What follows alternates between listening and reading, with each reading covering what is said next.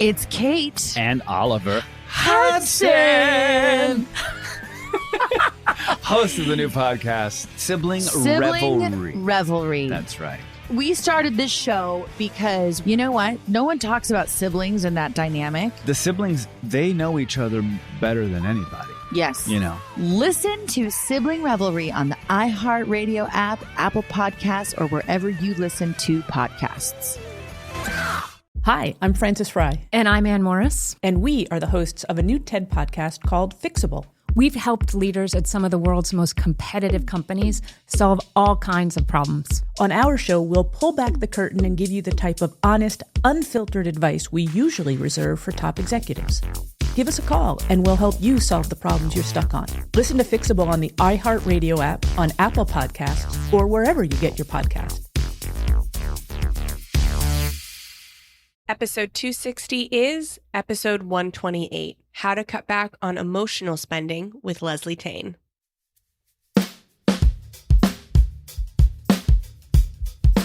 Welcome to the Frugal Friends podcast, where you'll learn to save money, embrace simplicity, and live a richer life. Here are your hosts, Jen and Jill. Welcome to the Frugal Friends podcast. My name is Jen. My name is Jill. And today we are airing one of our personal favorites that happened to be very popular with you guys as well, with Leslie Tayne, talking about emotional spending. Not just negative emotions, but also positive emotions. Any spending we make that is emotionally charged. Yeah, and usually that's a lot of our spending, as we'll relearn with Leslie. This was one of my personal favorite interviews. Yeah. I really enjoyed Leslie, so excited to reshare it. Yes. But first, a sponsor. Opposites attracting.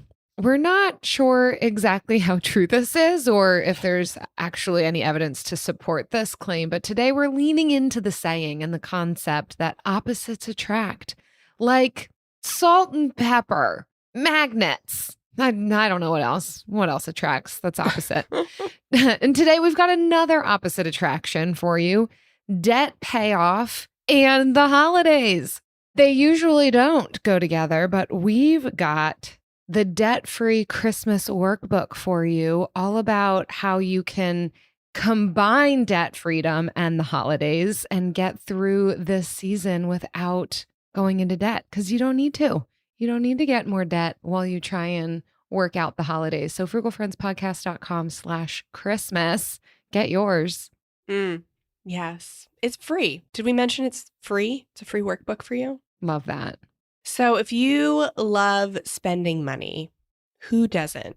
We don't, actually. We love the things that money can provide us to an extent, but a lot of times we think we love spending, and a lot of times those cases are emotionally charged. If that's you, which we think that's probably more like you, even if you think you love spending, this episode is great, but we also have a few others you can queue up, including episode 181, How to Identify and Improve Spending Habits. So this takes emotional spending, but then also talks about a few different types of spending in addition to that. And then episode 156, How to Avoid Impulse Spending. So again, emotional spending is just a type of impulse spending. So those are very popular episodes, 186 and 156. And whenever we talk about spending and spending habits, those are always popular episodes. So cue those up to listen to after, but first we'll just focus on emotional spending. Back to Leslie. Leslie, welcome to the show. Thanks so much for coming on. Thank you for having me. I'm super excited to be here. Yeah, glad to have you. And we're super excited to talk about emotional spending. I can't believe that we haven't talked about it more, but it is something that people ask about a lot or have like a lot of trouble with. So this is going to be a really great conversation, and hopefully people will leave having a little more power over their emotional spending. Leslie, let's get right into it. Can you define like emotional spending, like what it is for you?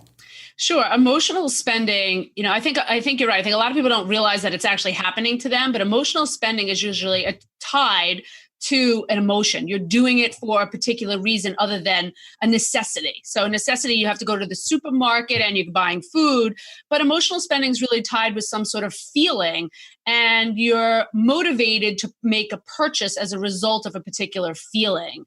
So, and sometimes with emotional spending, or most of the time with emotional spending, there's an after feeling as well. Sometimes either an emptiness or a feeling of guilt or remorse. So there's an emotion when you're going to make the purchase, an emotion when you're making that purchase, and then a post emotion that's all tied to it. So it's a very emotional experience. I like how you've delineated that if you're purchasing something other than necessity. I think when I first heard the topic, I'm like, yeah, I don't know. I don't know if I do that. And then hearing you describe, it's like, oh, I buy things all the time that aren't necessary for my life. So this is good stuff. Yeah, it's something that I had to think about as well. Like, am I an emotional spender? I'm so caught up in, I do this for a living. So I'm very, very focused and aware of my purchasing and spending and budgeting and money. So I had to really think, is there a piece of me that might be an emotional spender when I'm understanding the definition of it? Not everything you purchase is a necessity. It's okay to purchase something that you want, but the question is, what's the reason behind that want? And is it something that's trying to make you feel better? Mm-hmm. Yeah, I love it. Because I only think of typically emotional pre-buying, like if I'm treating myself because I'm celebrating, like I'm happy, or if I'm stressed. But then I don't think of even when it's, mindless, there's still emotions that come during, and then especially after. So much guilt and shame when you make a purchase out of budget or all of those. And I didn't really think about parts 2 and 3 of the spectrum. Yeah, there's a lot of subconscious impact. There's a lot of things that are going on when you're making those purchases that you're actually not aware of, because at the time of the purchase or when you're going to do it, you could actually talk yourself into it. Your mind can justify anything. It can justify any purchase, a reason, why you're in that place to begin with. I always think why do I want to go to a mall? If I go to the mall, I'm just going to make purchases. So I try to think about, what would be my motivation to go to the mall? But I could justify why I need to go to the mall. So your mind starts to justify why it is that you're in the place that you're in, why it is that you're going to make that purchase. And a lot of it really is subconscious and subconscious feelings. So the whole point of the emotional spending is to become aware of why you're doing it and what the motivation is. And if the motivation is genuine, it's something that you want, then it's something that you want. It's not necessarily an emotional purchase.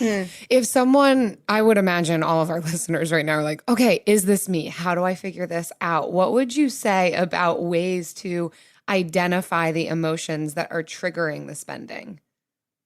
So ways to identify the emotions, not in the moment. So don't look at yourself right at the second you're listening to this and you're on your way to make a purchase. Now's not the time to start figuring out why you're doing what you're doing.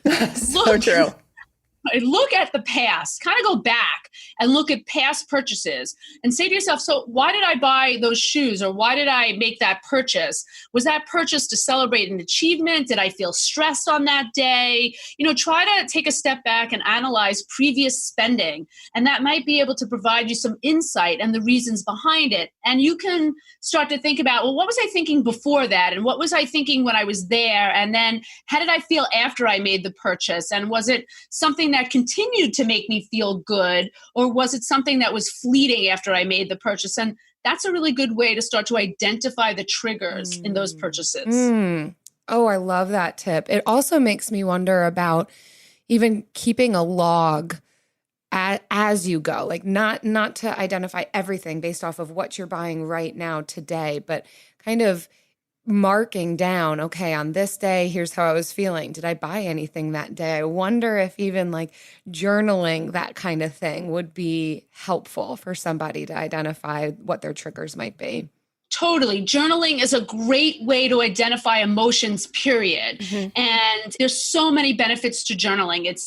There's so many benefits. But if you're looking at it from an emotional spending perspective, if you start journaling what you've been doing, then you can read back. You can go back and say, look at what's happened that day. Maybe you had an interaction with a family member that was negative, or you had a very stressful day at work, or, something else was going on that you may not be so conscious about at the time. But when you take a step away from it and you can go back to, say, your journal, which really does help jog your memory as to what's gone on. I mean, think about our lives. They're so busy and there's so much information being shot at us all the time. It's hard to remember what you were feeling yesterday, the day before, even a week before. So if you journal and you start to write down the events around your purchasing, you'll be able to identify some common denominators and some commonalities in your purchases.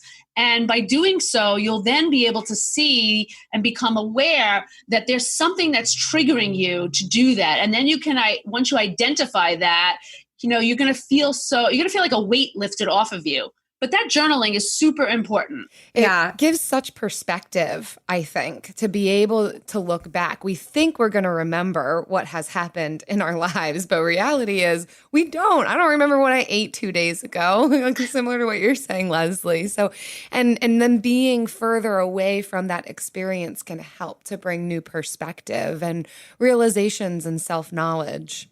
Right. I think you make a great point. When we first started talking, we were talking about what'd you do over the weekend? So you might talk generally about your experiences over the weekend. I did this or I did that, but are you really talking about the feelings? And when you're journaling and you can write things down, you're in the moment and you can relive those moments again in the future, really without having to call on your memory to do that, because there are so many things that impact our thought processes and our mindset. And you would look back in your journal and see what you were thinking at that time, which could be very different from what you're thinking today. And that could just be a week or a month or a couple of months. Even think about our thinking and our thought process January and February and how that's changed dramatically March, April, May, June, and so forth.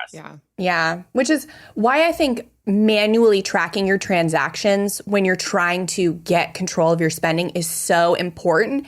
And then you can just add this one little extra thing on top of it where you're like, okay, these are kind of some standout things that happened today.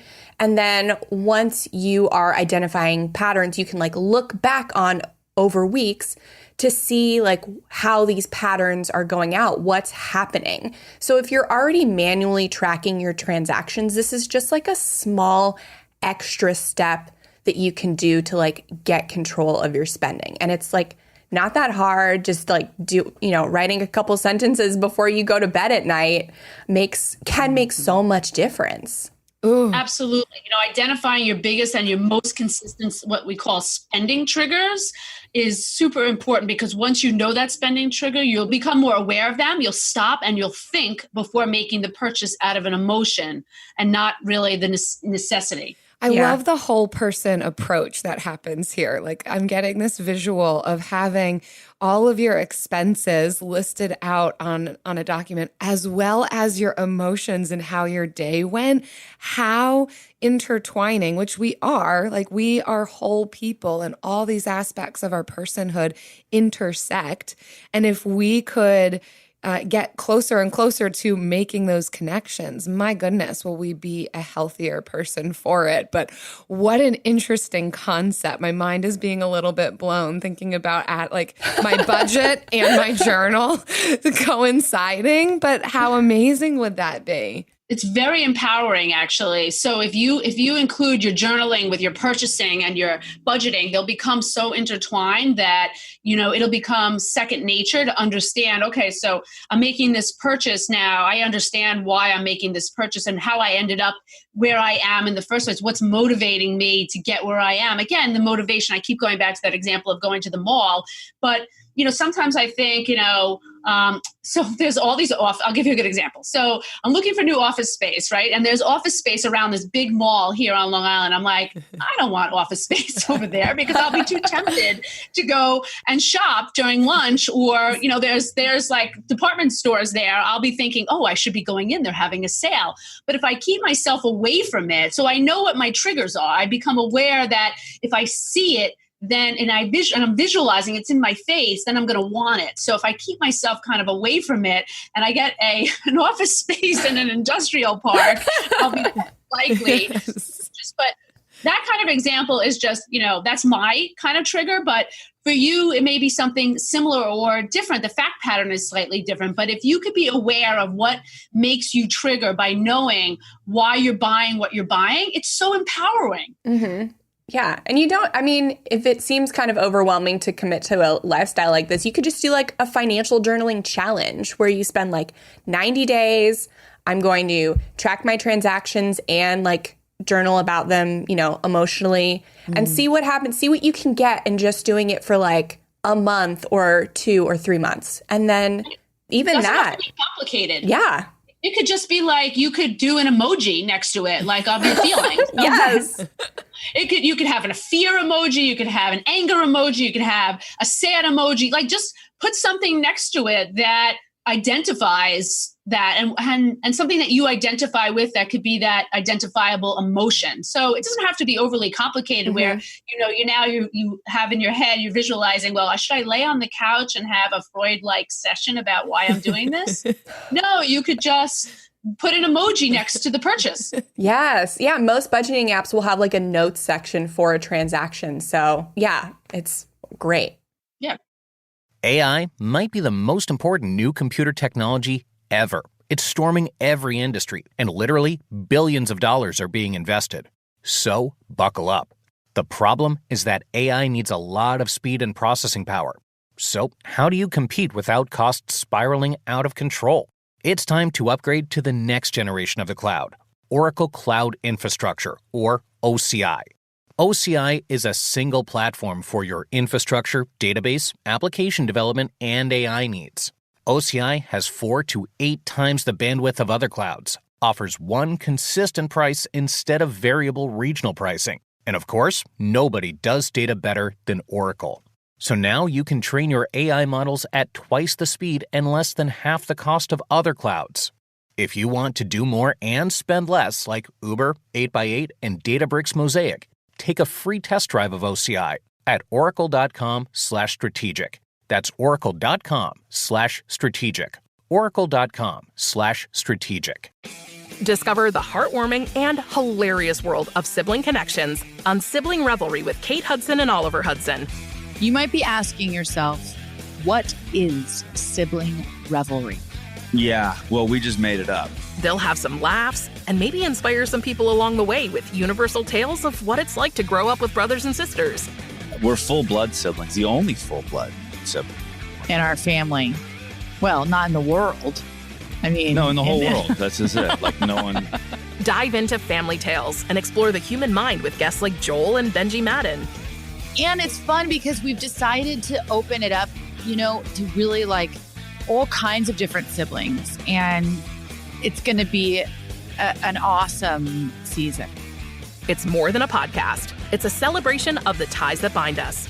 Listen to Sibling Revelry with Kate Hudson and Oliver Hudson on the iHeartRadio app, Apple Podcasts, or wherever you get your podcasts. What are some alternatives to emotional spending once we start to identify these patterns? So some alternatives to emotional spending are, you have to find, again, once you identify the ways in which you are triggered by this, you can find ways for healthier outlets. So you could say to yourself, all right, so I'm feeling this way, and I'm tempted to go purchase because I'm feeling that, I want to make I'm angry at something that happened and this will distract me from being angry. That's one way to distract you, but there are other ways to distract yourself from a particular feeling. So you could take a walk, you could do yoga, you could exercise. A lot of it is really being powerful within yourself and your mind to understand, once you know what the trigger is, what you could do to make changes to that. And I think that's what's super important. It's really that self-awareness piece and trying to get yourself in a place where you know that, I mean, again, you have to talk to yourself and you have to have conversations within yourself, which is super normal and okay. And you're saying, this is how I'm feeling and this is what I would want to do to make myself feel better. What are some other things that I could do to make myself feel better in the moment? And talking about it is really important also. So find a friend or a significant other or somebody that you can have a conversation with and say, hey, you know, I'm having a tough day and I'm feeling like doing, you know, this is what I'm feeling like, you know, do you have a few minutes? Can I just talk it out with you? And, you know, if you could get it out and talk about it, you can write about it. That's again another really good way. The process of the additional process of journaling and being really detailed in that. They're great ways for you to distract yourself and find healthier solutions than just purchasing. Oh, I love it, Leslie. I think what we're really talking about here is coping mechanisms. And there are healthy and unhealthy coping mechanisms, and spending unnecessarily on things that we don't want that then leads to that guilt and shame that you were talking about. That would be on the unhealthy spectrum. Certainly, yeah, there is a spectrum to it, what we could choose to do to bring about care for ourselves or what we think is going to be caring. But I think you make an important point here that I just want to highlight, that you need to find healthy outlets. It can't just be, I'm not going to spend. We do still have to deal with that emotion, and we have to replace that spending with something else. And you've just given a fantastic list of verbal processing, writing, self-talk, having some of these things prepared, which I believe Jen and I talked about in our self-care episode, just creating a whole list ahead of time. Again, to highlight your point, Leslie, of we're not doing this in the moment. We are doing some of this back end work ahead of time when we're not in that emotionally vulnerable spot. So to be able to have a list already prepared of, I know that getting near water helps me, or I know that walking outside helps me, or I know that petting my animal helps me, whatever it is. Sometimes those things are hard to access when we're in the moment. So already just having a simple list of like, these are the things that I do to care for myself, so that when we might be like, okay, I'm angry, I'm upset, I'm overwhelmed, to just look at the list. There's not a whole lot of thinking that needs to be involved there. Just let me pick something off of this list. What's a low-hanging fruit? What's accessible to me right now? And you've given us a great start, Leslie. And I think that you can also, as you buy things, if you start to say to yourself on a regular basis, whatever you're purchasing, necessities or wants, say to yourself, why am I buying this? Determine what your wants and needs are. And if you start to get in the habit of doing that, you'll ask yourself under every circumstance, what am I doing and why am I purchasing this? And when you start to get into that habit, and a habit forms in about 30 days, if you can be habitual about asking yourself that question, every purchase, and I mean from gas for your car, for everything you purchase. So if you start to do that, you start to become super conscious of your purchases, because I think that you're so right. You can't, when you're in the moment and you're having one of these feelings, it's very hard to turn that off. So if you start ahead of time when things are nice and calm and you can be consistent with the process, then when the peak comes, when the emotions hit and things go a little more awry, you'll be in the same thought process where you're asking yourself, do I really need this? Is this a want or a need? Why am I doing this? And I think if you start treating yourself mentally ahead of time and consistently, the self-care on a daily basis, you'll find that, you won't have the same spikes in these emotional needs where you're creating where a situation is created that's forcing you into an emotional spending circumstance. Mm-hmm. Yeah, which really, as you've identified, turns out to be not great anyhow. We've got that aftershock emotion of guilt or shame, or in my situation, I usually sweat. I just get really sweaty. oh my word, I just handed over my credit card for something that I probably shouldn't have just bought. So you start to not be able to breathe and you're hyperventilating. It's like, that wasn't even credit card fun. when you knew you couldn't have. It didn't help. It compounded the difficult situation. And like, now I need deodorant. So much. It is the spending in general is emotional. Okay. There's so many things that go on spending anything because we are always talking about budgeting depending on the generation you come from, money is kind of a newer topic. Honestly, like in the past, money was never talked about. So think about how repressed thoughts and feelings had been about money and spending. And now we talk about money so much more and budgeting and your credit score and not getting into debt or how to stay out of debt. And those topics they trend all the time. So now it's right in front of you about what is almost a judgmental perspective. Like, I shouldn't spend, I shouldn't have credit card debt, I shouldn't have bad credit. And so there's feelings of guilt being almost thrown at you or created, and then those feelings are, internalized coming from older generations who never talked about it. So you didn't grow up necessarily talking about these things. And now you have media and discussions about it, but you're not really sure where they should go. So I think that topic of money, spending, and budgeting is a very emotional topic for people to begin with because they're not really sure how to compartmentalize what the feelings are that you should have during the process of purchasing and managing your money. It's such a great point to identify where have we come from even. Not just what's our personal history with spending and the emotions attached to it, but also digging even deeper to what is my family's financial story and how does that play into the way that I approach purchases or finances or budgeting. And it's all intertwined and we can dive as deep as we want with that. Totally. I was in a store yesterday and the sales girl said to me, my family comes from the idea that if you don't have the money, you don't buy it. So it was and I think that goes right to that point where, your families, your parents and grandparents had discussions about money, whether they didn't have discussions, that's still on top, that's still a discussion if it was quiet, or there was comments made like that. And that's imprinted on you from a very young age.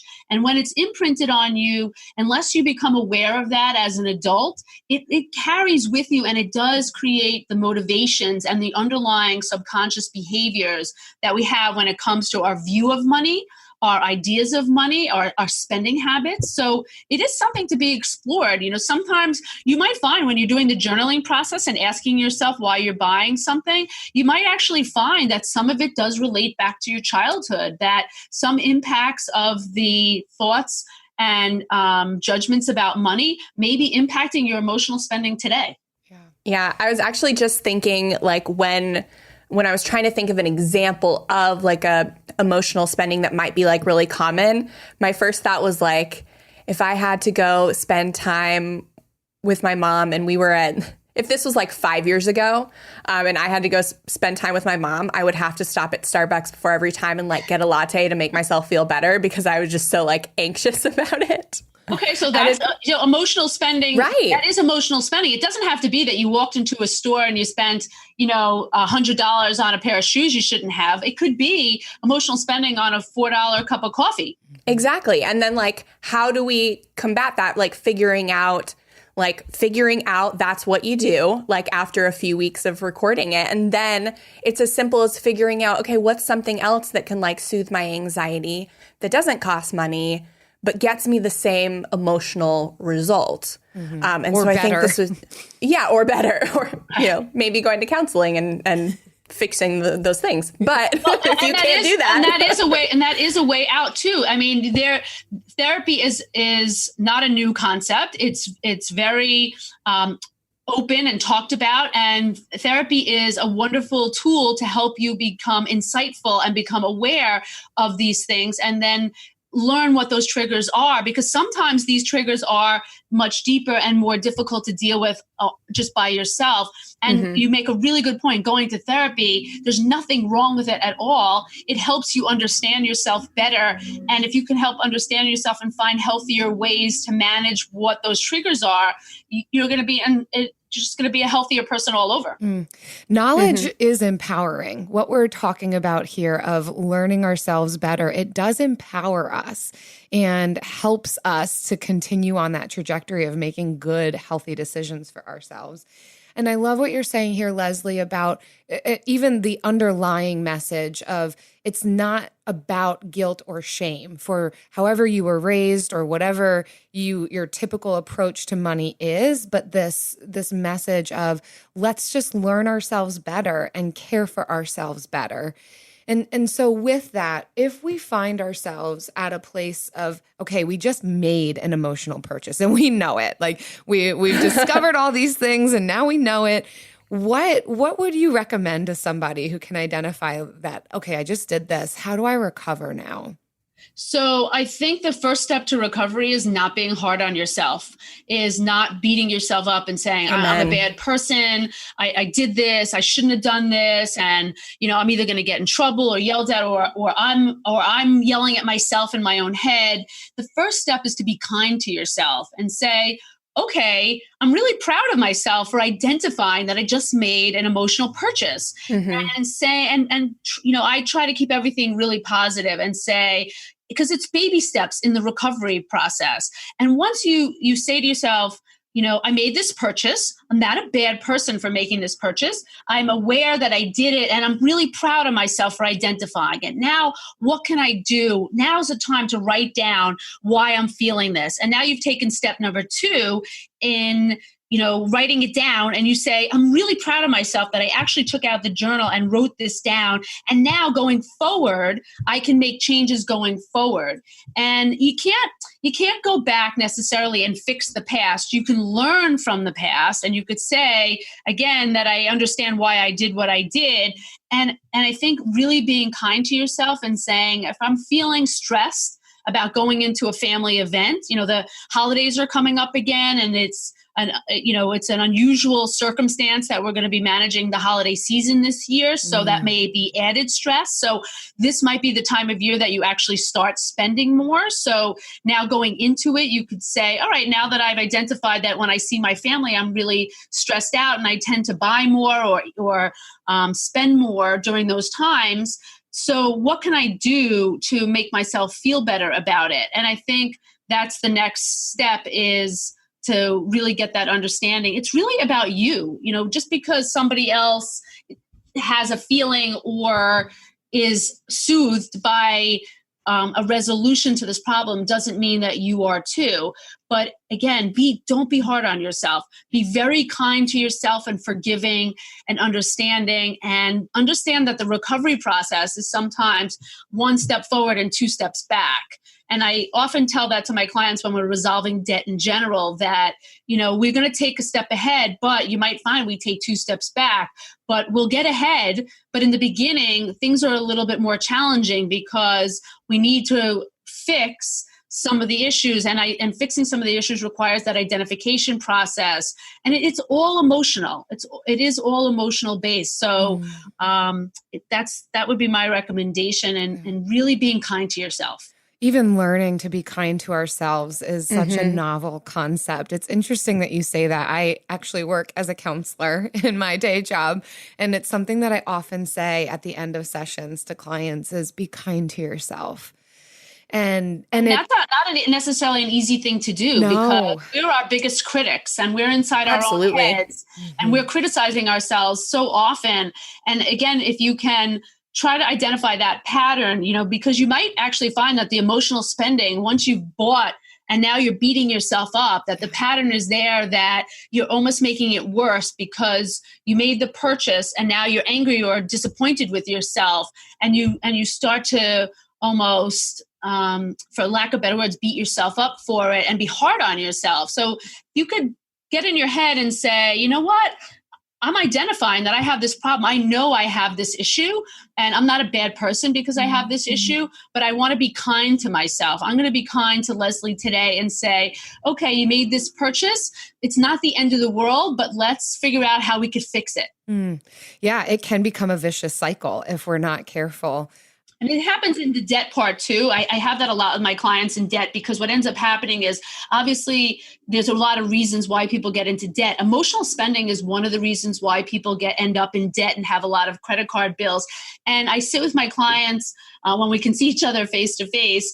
And in the past, they're crying. It's a very emotional time. They're very hard on themselves. They feel very guilty. They feel there's so many emotions as part of that process. And to understand that it is emotional, I think is an important piece of the puzzle too, that you can't go into this with the idea that you're going to be detached from the process, because emotional spending is just that. It's based on feelings. Yeah, I was thinking last weekend, actually, I was like, every financial decision or question has two answers, a math answer and an emotional answer. And you just have to decide which answer is right for you for each specific question. And I think we always feel so pressured to go with the math answer, what answer makes the most mathematical sense, and we don't consider the emotional answer. And we almost sometimes feel guilty when we choose the emotional answer when it's not the math answer. Right. And that happens a lot in the debt world, because the debt world is very emotional. And that's where somebody like myself who's looking at it, we call it business decisions, is business versus personal feelings on these things. But someone who can really take that emotion out of it and help you make good decisions, when you start to think things through clearly and you remove some of the emotions. It's hard to do that on your own. It really is.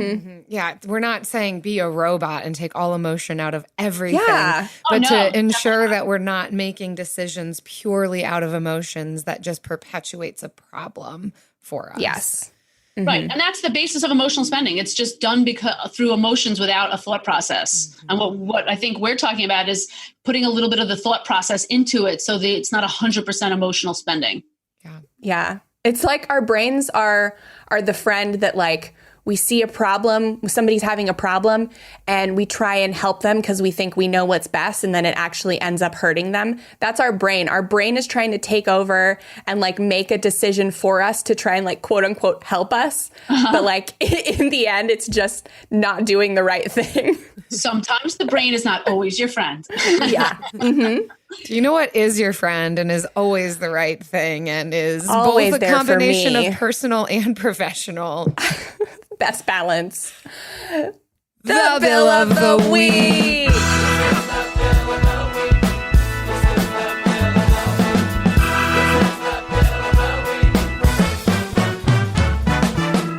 That's right. It's time for the best minute of your entire week.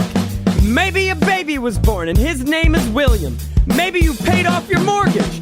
Maybe your car died and you're happy to not have to pay that bill anymore. Duck bills, Buffalo Bills, Bill Clinton. This is the Bill of the Week. Leslie, every week we invite our guests or listeners to share with us their favorite bill. And we know that you've got a good one prepared for us. And we're going to pretend it's like the first time we've heard it. But okay. Let us know. All right. So, I really gave this a lot of thought as far as what bill, because I deal with bills every single day. I deal with so many bills, mine and others. So in the beginning of COVID, beginning of the quarantine period of COVID, around March, there was so much unknown that was going to happen. Here in New York, we were faced with potential lockdown and then ultimately lockdown and the shutting down of businesses. And that was a really challenging time. So I took out my credit card bills for my business. And what I did was I line item every single purchase in the last several months, reoccurring purchases. And what my bookkeeping staff and I did was we highlighted it. We called every single creditor on that list and we asked them what programs did they have, what were they offering at the time under the circumstances. And we called the credit card companies as well to ask them if there were options in reducing the interest rates, because even though you might pay your bills off every single month, there with that unknown situation, you might have we're thinking, what if we needed to finance something? Where would we be at if we needed to take bills, if there wasn't cash flow coming in? How would we manage the bills? So what we did was we went through each one of them, and we were shocked. I'm personally shocked at how many of these vendors were willing to give us 3 months, no payments, 3 months for free, reduce our interest rates. We turned off programs that we didn't need at all. We realized at times we were being double billed on 2 different cards for the same service, and we were able to get a credit back.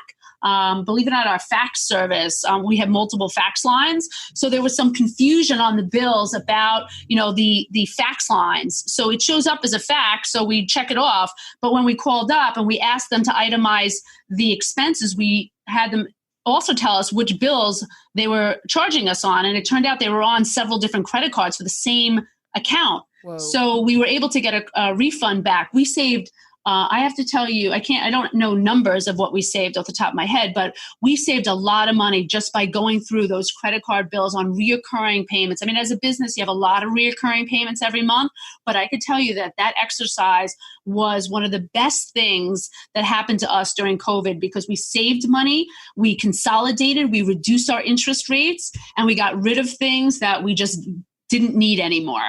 Wow. It was an unfortunate reason for that push, but it sounds like such an excellent exercise for businesses or individuals to do on a regular basis, COVID or not. Absolutely. I have to tell you that COVID had so many, that the circumstances surrounding COVID, while unfortunate from a health perspective, the reality was what a step back, what a fabulous opportunity for a step back in figuring out what's important financially, family-wise and medical-wise as well. But just from a financial perspective, it was a great opportunity to really take a look at rebudgeting. I mean, we rebudgeted several times. We cut out expenses that we just didn't need. I trimmed down that budget to almost, what could I get away with that was bare bones billing wise for us? If we were going to be in a position where we were going to be shut down.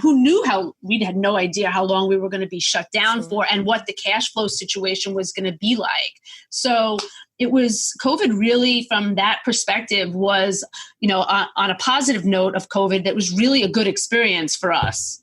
Wow. Yeah. And there's still more things that individuals can take advantage of as far as payment relief and lowering interest rates. No, this is not over. So if you have not done this yet, this is the perfect time to do it. Absolutely. You should be going through your bills. My recommendation is going through your bills on a regular basis and taking a look at every single month what it is that you're being charged for. Remember that some of your bills are quarterly or yearly, like your homeowner's insurance or car insurance. There are things that come in quarterly or yearly that you may not have seen yet. That March, April, May, June period where things are really challenging that didn't come up, and now in the later part of the year, you might be finding that there's more expenses. So the COVID situation is, from a financial perspective, is far from over. And in my experience, it won't be over for years.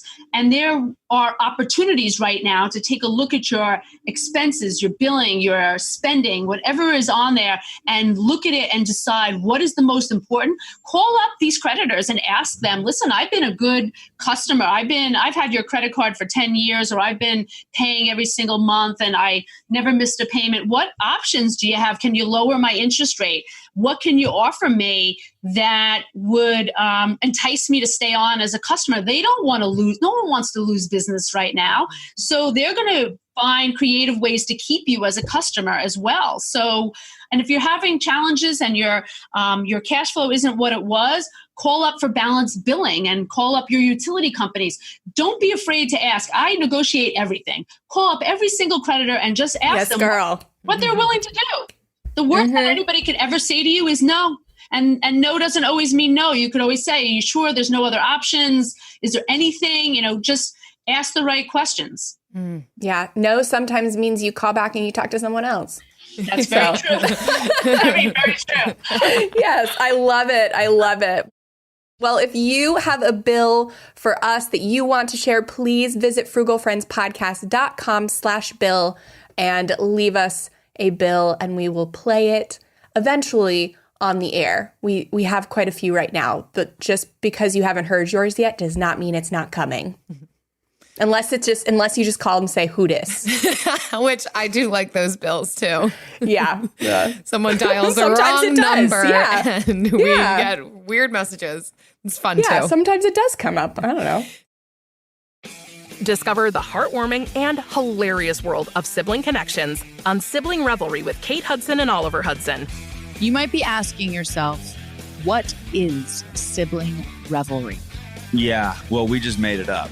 They'll have some laughs and maybe inspire some people along the way with universal tales of what it's like to grow up with brothers and sisters. We're full-blood siblings, the only full-blood sibling. In our family. Well, not in the world. I mean... No, in the whole world. That's just it. Like, no one... Dive into family tales and explore the human mind with guests like Joel and Benji Madden. And it's fun because we've decided to open it up, to really like all kinds of different siblings. And it's going to be an awesome season. It's more than a podcast. It's a celebration of the ties that bind us. Listen to Sibling Revelry with Kate Hudson and Oliver Hudson on the iHeartRadio app, Apple Podcasts, or wherever you get your podcasts. From the studio who brought you the #1 podcast, The Piketon Massacre, this is Murder 101. A group of high school students started a project to research a string of unsolved murders. Those murders happened in the mid-1980s. He's out there doing stuff. He just didn't stop. Everything that the students predicted through their profile turned out to be accurate. Redhead killer profile. Male, Caucasian, 5'9" to 6'2", 180 to 270 pounds. Unstable home, absent father and a domineering mother. Right-handed, IQ above 100, most likely heterosexual. There is no profile of this killer except for the ones the students created. Just because some of these women no longer have people to speak for them does not mean that they deserve to not be spoken for. What if this guy's still alive? Like, what if he comes after us? I said, are you going to kill me? And he said, yes.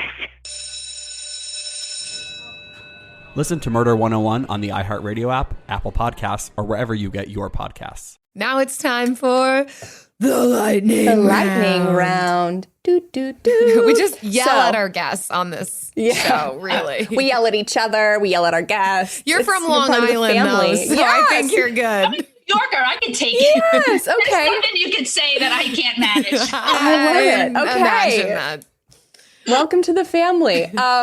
We are doing something that's a smidge unique for this lightning round because I found this article from Bustle and it has a lot of gifts and it's very fun.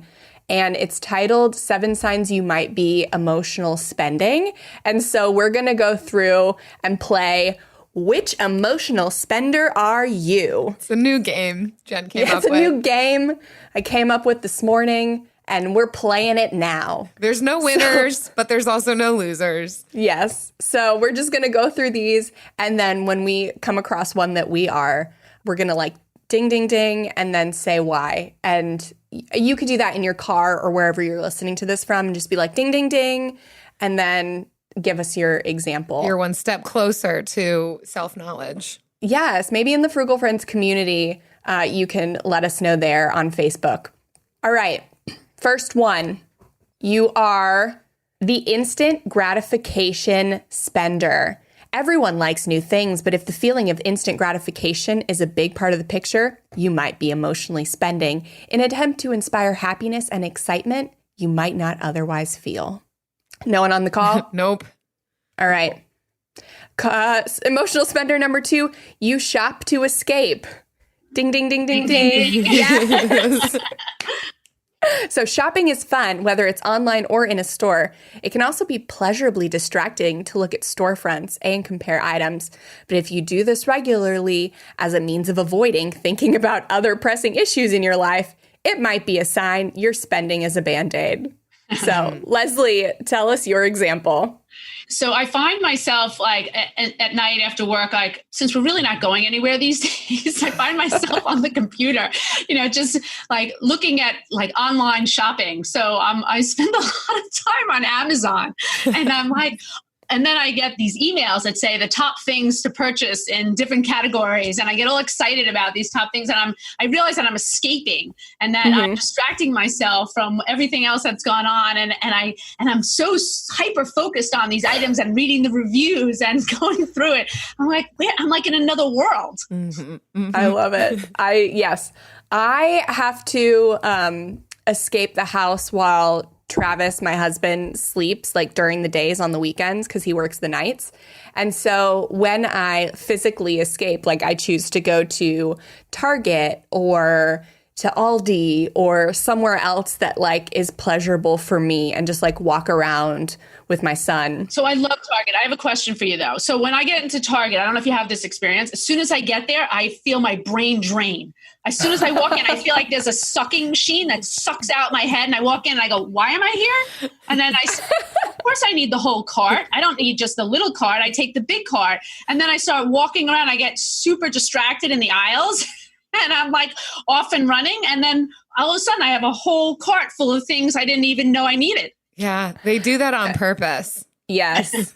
And I have gotten a lot better because I've been doing it for so long. Like I can go into Target, and I'm not bragging, but like I can go into Target for what I went in there for and not come out with anything else. I mean, I like don't want to brag. Well, that's a skill. But like I could do that now. This is a side note too, but I have a $15 gift card to Target, and I'm not joking. I've been there twice and I can't spend it. I know that makes me just like off the charts. I'm an outlier. Nobody can relate to us anymore. No one can relate to me. All of our listeners, Jill. But it was such a phenomenon. I'm like, why can't I spend?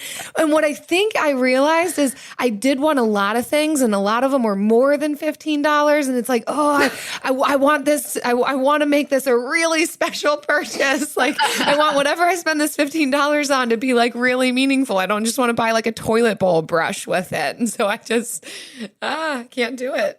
You want a gift with your $15. Exactly. Yeah. Oh my gosh. I love it. All right. Number 3 is you're the competitive spender. You feel like your purchases are always competing with others. And it's got this sweet Laguna Beach gift, like throwback if you're old like us, where Elsie is trying to buy a golf club and who knows why. But I can only imagine because she's buying stuff to fit in with a crowd or give the appearance that she's of a certain socioeconomic status. So sometimes I'm not going to say that that's 100% me because it's not like I don't feel like competition with other people, but I do often look like at what, especially online and things that are brought to my attention through social media. I'm like, oh, I saw somebody was carrying a really nice pocketbook the other day, and I'm like, oh, I really like that. And I want that. But it wasn't like I didn't feel competitive with this person. I just thinking, oh, I like that. I might want that too.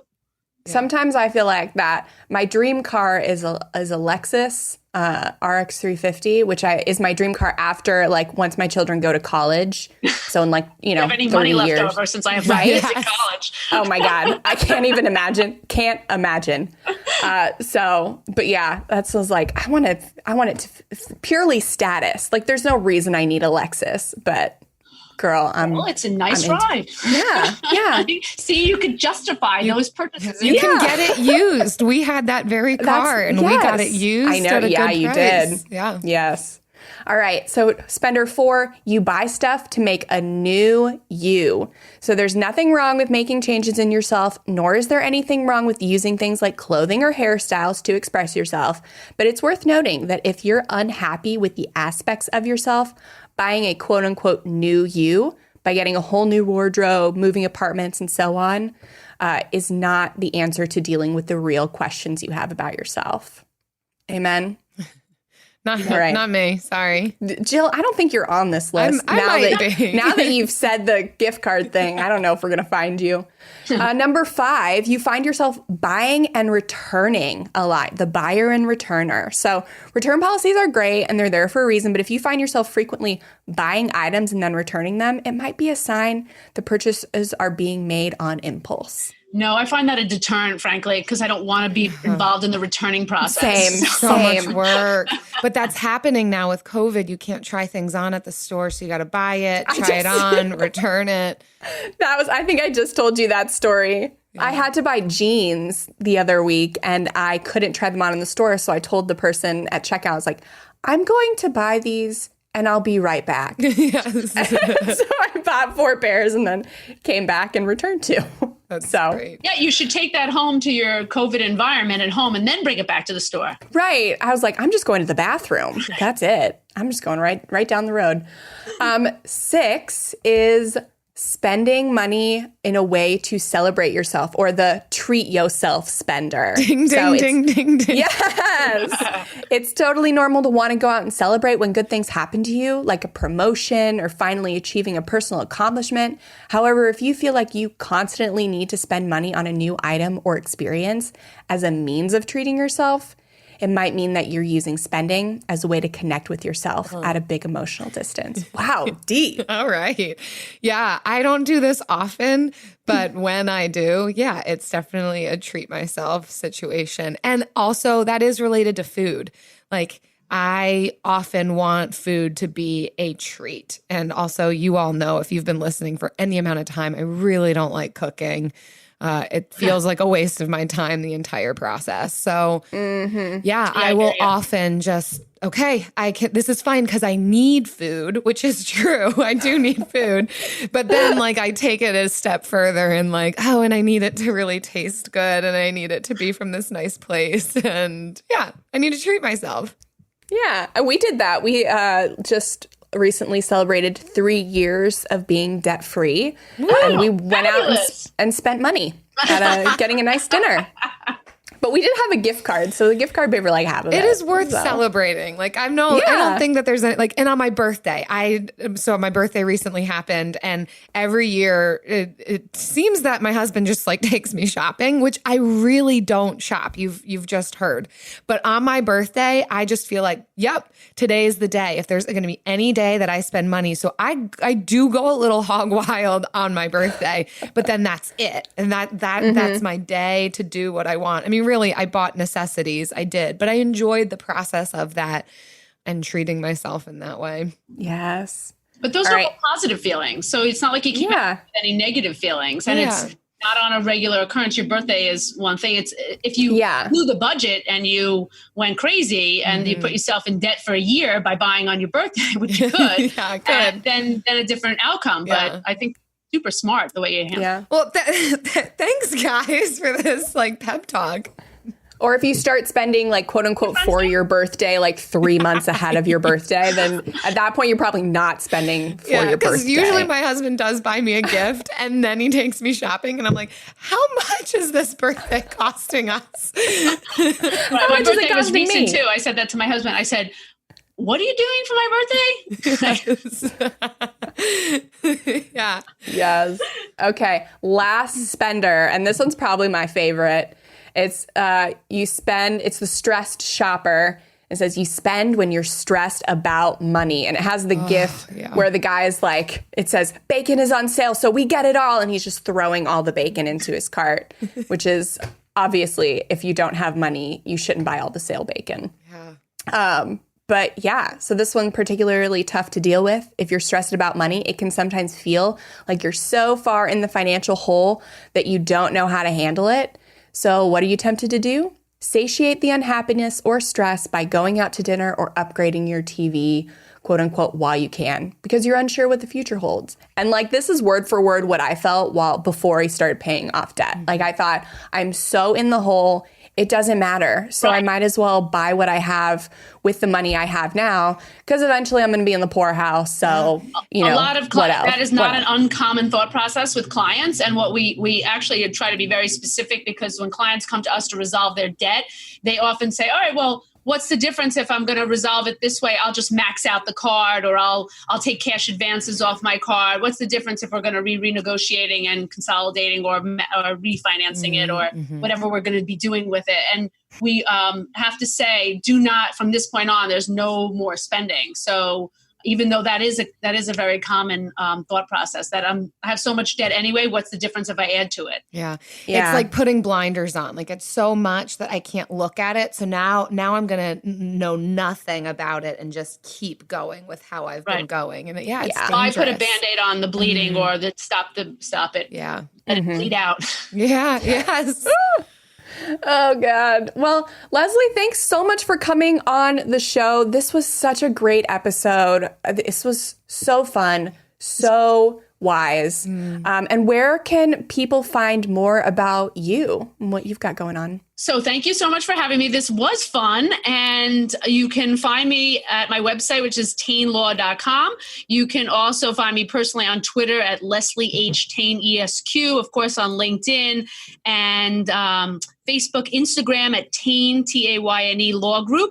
And of course, you're welcome to call me, send me emails. We have a great newsletter that we send out on finances and budgeting and lots of fun tips. So feel free to reach out. Yes, you are everywhere. So wherever you are listening to this from, you can find Leslie somewhere. So thanks again for being on the show. Thank you, Leslie. Is your emotional spending type still true, Jen? I am in a little different place in my life than I was then. So I don't so much shop to escape anymore. I think if I'm going to purchase something to escape, it's definitely my getting coffee at the coffee shop to work that I do once a week. So that's kind of my escape. So yeah, it has changed a little bit. I'm in a different season of life. I'm about to be back in that season, but that's another story. How about you? It's probably still the same. Spending isn't my go-to to cope with emotions. It's not saying that everything is healthy in my life, but if I were to, that would probably be the circumstances, would be the more treat yourself approach. But spending is not typically what I turn to. I guess that's good since we host a podcast about this. But we all have moments where we will rely on this. So it's always good to have a reminder, even when you start to overcome more and more of these triggers, you are never immune to all of them. So it's always good to have a reminder. Yeah. So thank you for listening and getting that reminder. We know a lot of you are trying to control your spending so that you can pay off debt. And we actually have a monthly challenge club for you, just for you. And we offer accountability groups and those monthly money challenges. We want to congratulate one of our members for a big win. That's Katie. She says, goal accomplished. I earned $139.68 this month just by driving around during my free time. I hate sitting at home and my car gets good gas mileage. So win-win. This was during our debt payoff challenge where everyone had to make at least $100 extra from a side hustle to put towards debt. So way to go, Katie. Well done. Congratulations. Making money while driving around. It's great. You get to see your neighborhood more too, your community. Yes. So thanks again for listening. If you want to check out our monthly challenge community, head to frugalfriendspodcast.com/club to see what challenges we've done and what we've got coming up. See you next time. Frugal Friends is produced by Eric Siriani.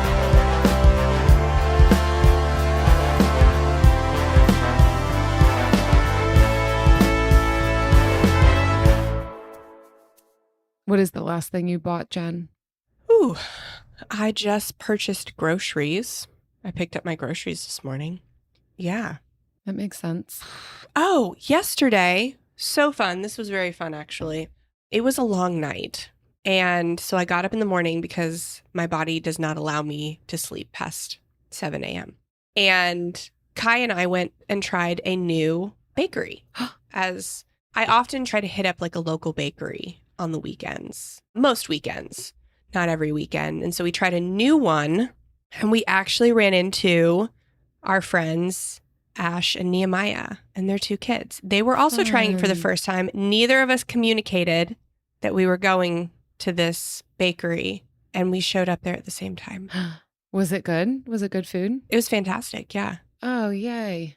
Love finding new places. Yeah, I have a goal to try a chocolate croissant from every bakery in the city. Oh, that's a great goal. Chocolate croissants are my favorite. Yeah. And a drip coffee, but I got an Americano yesterday. So, yeah. Or a cappuccino.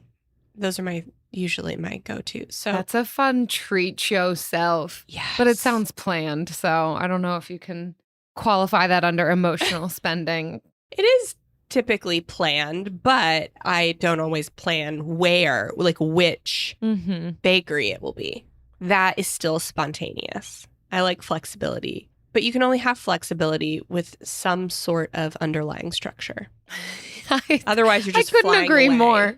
I couldn't agree more. Yeah. How about you, Jill? Lunch just now. Bought lunch. We have no food in the house currently because my mother-in-law has been here, and y'all know she cooks for me when she's in town. So I haven't kept much on hand, and then we're about to go away on vacation, so it just hasn't made any sense. But then we needed lunch, so we went and we paid someone else to make that for us. Good for you. Yeah, thanks. Good for you. Did you enjoy it? It was very good. Yeah, we went to a spot that serves up Asian street fare. You know the spot, Jen. Can I say the name of it? You guys love that place. No, it was good. Well, we've got a friend visiting. She came in. She flew in this morning. She flies out tomorrow. It's like a quick 24 hours. So also had to feed her. There you go. And had to show her the spots, you know? So food. Food. It's everything we're food. buying money on is food. Yeah. And you too. Bakery, groceries, lunch. It's what we spend on. We love it. See you at dinner. Discover the heartwarming and hilarious world of sibling connections on Sibling Revelry with Kate Hudson and Oliver Hudson. Dive into family tales, explore the human mind, and laugh with guests like Joel and Benji Madden. It's more than a podcast. It's a celebration of the ties that bind us. And it's fun because we've decided to open it up to really like all kinds of different siblings. And it's going to be an awesome season. Listen to Sibling Revelry with Kate Hudson and Oliver Hudson on the iHeartRadio app, Apple Podcasts, or wherever you get your podcasts. I'm Jacob Goldstein. I used to host Planet Money. Now I'm starting a new show. It's called What's Your Problem? Every week on What's Your Problem, entrepreneurs and engineers describe the future they're going to build once they solve a few problems.